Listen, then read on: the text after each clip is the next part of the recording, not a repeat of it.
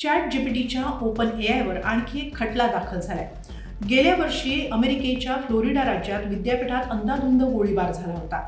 या गोळीबाराचा प्लॅन आखण्यात ओपन एआयनं मदत केली, म्हणजे ChatGPTच्या ओपन एआयच्या मदतीनंच या गोळीबाराचा प्लॅन आखण्यात आला, असा आरोप या गोळीबारात मृत्युमुखी पडलेल्या एका व्यक्तीच्या पत्नीनं केलेला आहे.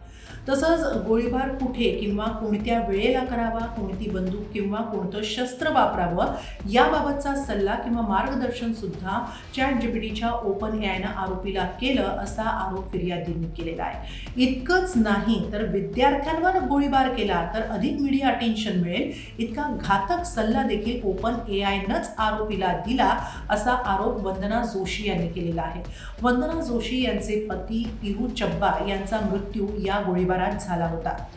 वंदना जोशी यांनी या खटला दाखल करताना म्हटलेलं आहे की ही घटना पहिल्यांदा घडलेली नाही, याआधी सुद्धा असंच घडलंय आणि तेही ओपन एआयच्याच मदतीनं अशा प्रकारच्या घटना घडलेल्या आहेत, असा त्यांचा आरोप आहे. अर्थात कंपनीनं म्हणजे ChatGPTनं ओपन एआयवरचे सगळे आरोप फेटाळून लावलेले आहेत. ओपन एआयनं केवळ आरोपीच्या प्रश्नांची उत्तरं दिलेली आहेत, कोणत्याही गुन्ह्याला प्रोत्साहन किंवा सल्ला दिलेला नाही, असा कंपनीचा दावा आहे. मात्र कंपनीवर या आधी सुद्धा अशा प्रकारचे अनेक गुन्हे दाखल झालेले आहेत. यात कॅलिफोर्नियामधील युजर्सना आत्महत्येला प्रवृत्त केल्याप्रकरणी आणि त्याचबरोबर त्यांच्या मृत्यूला जबाबदार ठरल्याप्रकरणी ओपन एआयवर खटले दाखल करण्यात आलेले आहेत. असे 7 प्रकारचे खटले त्यांच्यावर दाखल करण्यात आलेले आहेत. शिवाय न्यूयॉर्क टाइम्ससह अनेक लेखकांनी सुद्धा ChatGPTनं आपलं साहित्य चोरल्याचा आरोप करत कॉपीराईटचं उल्लंघन केल्याचं सांगत खटले दाखल केलेले आहेत.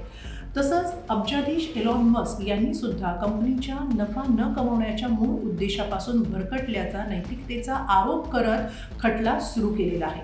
अशा प्रकारे ChatGPTच्या ओपन एआयवर किंवा ChatGPTवर जवळपास 25 खटले दाखल आहेत किंवा सुरू आहेत.